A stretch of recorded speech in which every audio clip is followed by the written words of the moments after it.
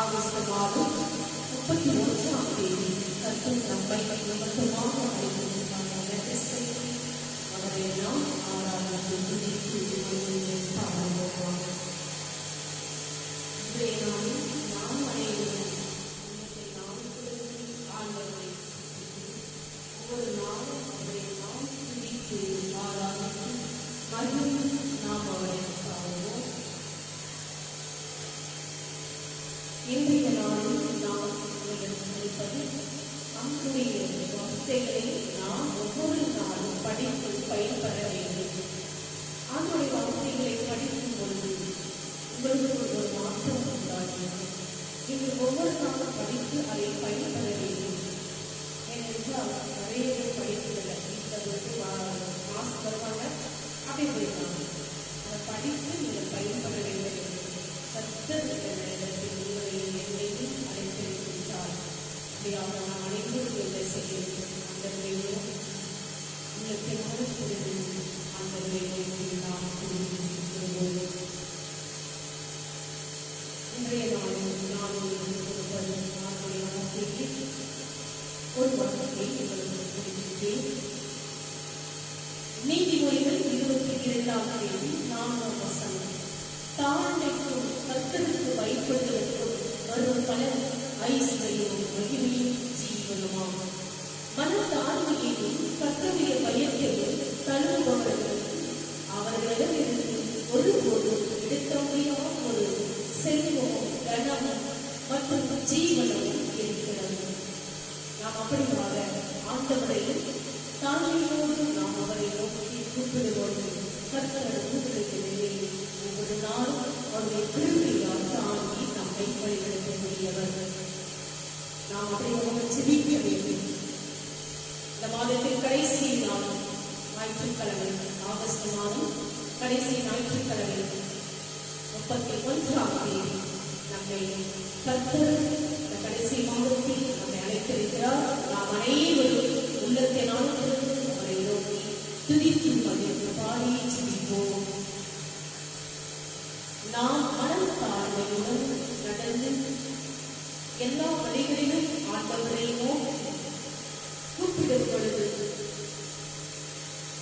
எப்பொழுதும் அவர் நமக்கு ஆசீர்வாதமாக கொடுத்து ஒவ்வொரு நாளும் அதை திரும்பியால் நம்மை தாங்கி நம்முடைய வாழ்க்கையில் தேவைப்படும் ஒவ்வொரு பிரச்சனைகளிலும் தீர்த்து வைத்து நம்மை கவலைகளில் ஒவ்வொன்றும் இரட்டிப்பாக வைத்தவர்களாக நாம் உள்ளத்தின் ஆழத்திலிருந்து விசுவாசத்தோடு அவரை நாம் நோக்கி துதித்து மகிழ்ந்து பாடுவோமாக.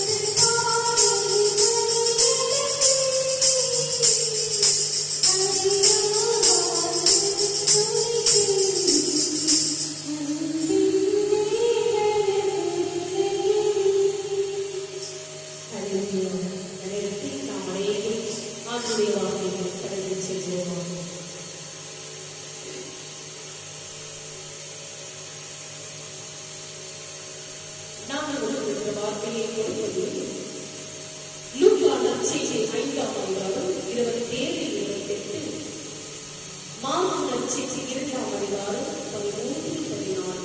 மத்தேயு 9ஆம் அதிகாரம் 9ஆம் வசனம்.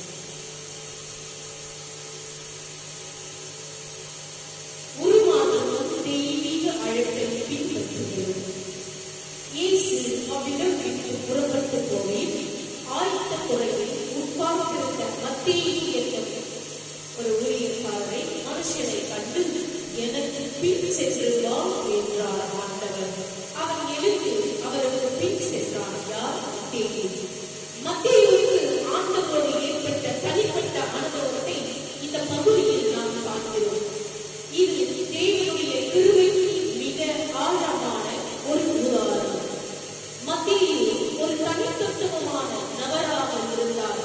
லேவி என்பவனும் மத்தேயு என்று குறிப்பிடப்படுவது ஒரே நபர்தான். மத்தேயு என்றால் தேவனுடைய ஈவு என்று பொருள். அவன் ஒரு யூதனான போதிலும் கலிலேயாவை ஆண்டு வந்த ஏரோது மன்னனின் அரசாங்கத்தில் ஒரு ஆயக்காரனாக அல்லது வரி வசூலிப்பவனாக பணியாற்றினானாம். வரி வசூலிப்பவர்கள் ரோம அரசாங்கத்தின் பிரதிநிதிகளாக இருந்தபடியினாலே யூத சமுதாயத்தில் பெரிதும் நெருக்கப்பட்டவர்களாக இருந்தனர். இயேசு கிறிஸ்து தம்மை பின்பற்ற அழைக்கும் முறைமைகள் மனித முறைமைகளிலிருந்து முற்றிலும் மாறுபட்டவை. விருப்பமுள்ளவர்களை இயேசு முதலாவதாக அழைக்கிறார். அவரே நேரடியாக அழைக்கிறார். தம்மை முழுமையாய் பின்பற்றவே கர்த்தர் அழைக்கிறார். இயேசுவை பின்பற்றுவது என்பது அவருக்கு பின்னால் நடப்பது மட்டுமல்ல, அவர் செல்லும் வழியில் நாம் செல்வதும், அவர் செய்யும் காரியங்களை நாம் செய்வதும், அவர் செயல்படும் விதத்தில் செயல்படுவதும் ஆகும். அதாவது அவரிடமிருந்து கற்றுக்கொள்வதும் பின்பற்றுகிறவர்களின் வாழ்க்கைக்கான அவரின் திட்டத்திற்கு கீழ்ப்படிவதுமாகும். ஒவ்வொரு விசுவாசியும் முழுமையாகவும் உண்மையாகவும் அவரை பின்பற்ற அழைக்கப்படுகிறார். சீசத்துவம் என்பது மற்றவர்களை மனதிருந்த அல்லது மனமாற்றமடைய செய்து நற்செய்தியை உலகம் முழுவதும் பரப்ப அழைப்பதாகும். தேவனுடைய ராஜ்யம் உலகம் முழுவதும் பரவ இதுவே வழியாகும். கிறிஸ்துவனுடன் ஒரு உறவை அல்லது ஐக்கியத்தை பேணுவதில் சீசர்களுடன் சேர மற்றவர்களை ஆட்சேர்ப்பு செய்வதிலிருந்து இது தொடங்குகிறது. தேவனின் குடும்பம் இனம், மொழி, நாடு மற்றும் அரசியல், பொருளாதாரம், கலாச்சாரம் ஆகியவரை கடந்து தாண்டியது.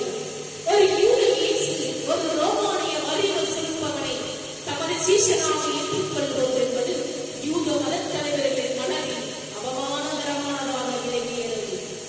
எனக்கு பின் சென்று வா என்று இயேசுவின் அழைப்பை ஏற்று மத்தேயு தனது உள்ளத்தை அவருக்கு திறந்து கொடுத்தார். அவர் ஒரு புதிய மனிதனாக மாற்றினார். யாரை? மத்தேயு என்ற மனிதனை. அவர் தான் கொண்டிருந்த அனைத்தையும் விட்டுவிட்டு இயேசுவின் சீசனாக மாறினார்.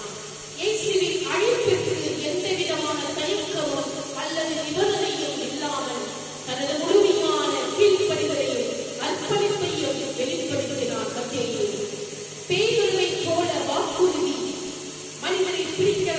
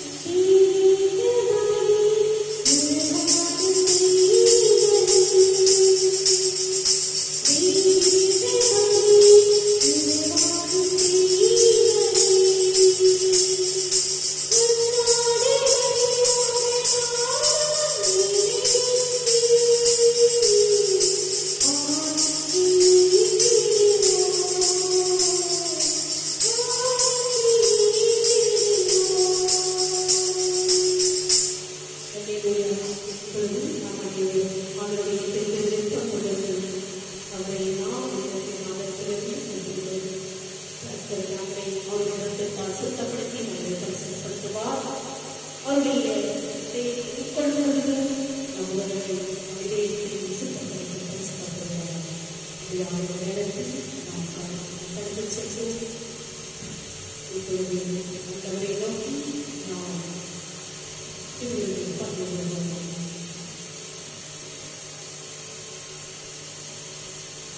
வானவர்களே, நீ மெய்யாகவே தூயவர் என்றெல்லாம் ஆகவே எங்களுடைய தூயாவை பொழித்து இக்காலத்தை புரிதப்படுத்த வேண்டும் என நன்றாடுகிறோம்.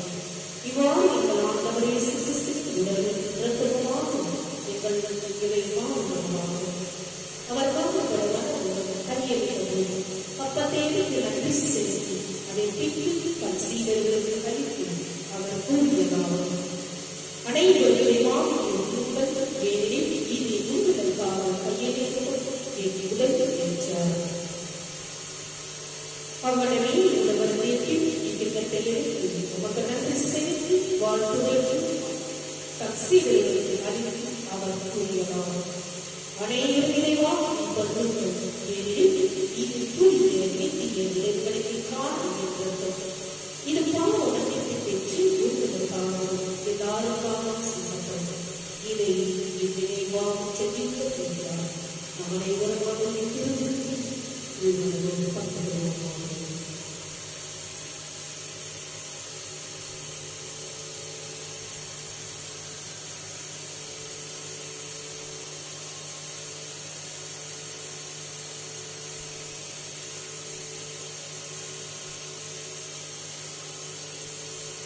இப்பொழுது நாம் நன்றியோடு நாம் பாடி இருப்போம்.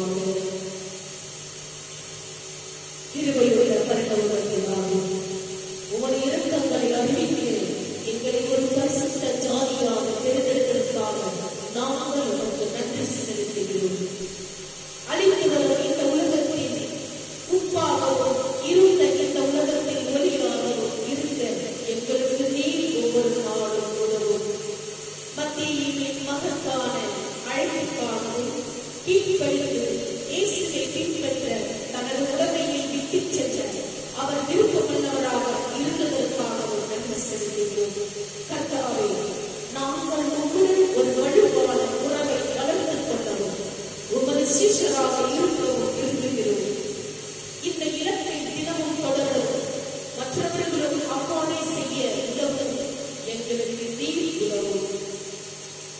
ஆதி சீஷர்கள் மீது பரிசுத்த ஆவியின் ஊற்று எவ்வாறு நித்திய மகிமையின் தரிசனங்களுடன் பூமிக்குரிய பொருட்களின் மீதான அவர்களின் பிடியை தளர்த்தியது என்பதை நாங்கள் நினைவு கொள்கிறோம்.